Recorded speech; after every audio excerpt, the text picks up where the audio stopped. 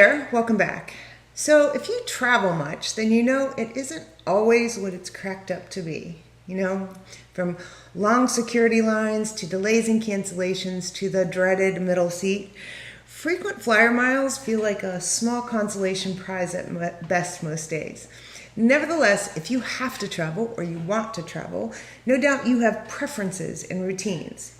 Some people like to arrive at the airport well ahead of schedule, and others race to the gate just as the boarding process is beginning. Some people check their bags always, some people only carry on. This applies to our preferences for food and drink, too, like Bloody Marys, for example. And almost every time I'm on an airplane, there is someone near me who orders one up, and I know this because I absolutely detest the taste and smell of tomato juice. The thing is, I rarely notice it on the ground. It's kind of this weird phenomenon. And earlier this month, United announced that it was pulling tomato juice from its drink carts, and the Twitter sphere blew up.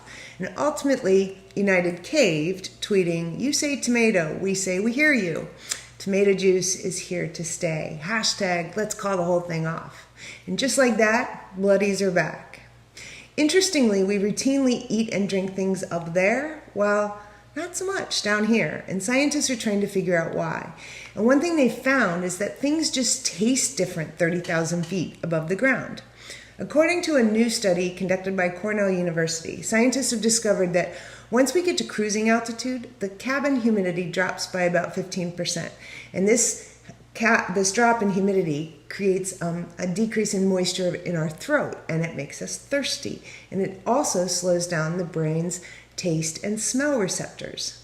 In addition, plane vibrations stimulate a nerve in the middle ear, which messes with our perceptions of taste. So sweets don't taste as sweet in noisy situations, like 85 decibels aboard a jetliner, while savory flavors like tomato juice are significantly enhanced.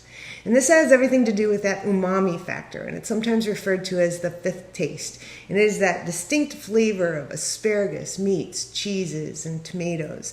And the Umami Information Center explains, as the taste of umami itself is subtle and blends well with other tastes to expand and round out flavors, most people don't recognize umami when they encounter it, but it has everything to do with the way we enjoy food. And yes, there is actually an Umami Information Center.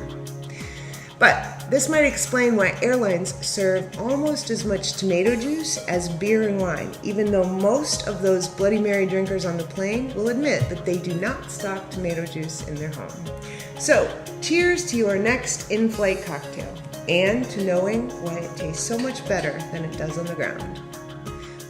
Want to learn more about how your brain works and how to make it work better for you? Check out my blog or grab a copy of Happy Hour with Einstein and get your genius on. If you enjoyed this, share it with someone in your corner of the world, because life is always better when you share the good stuff.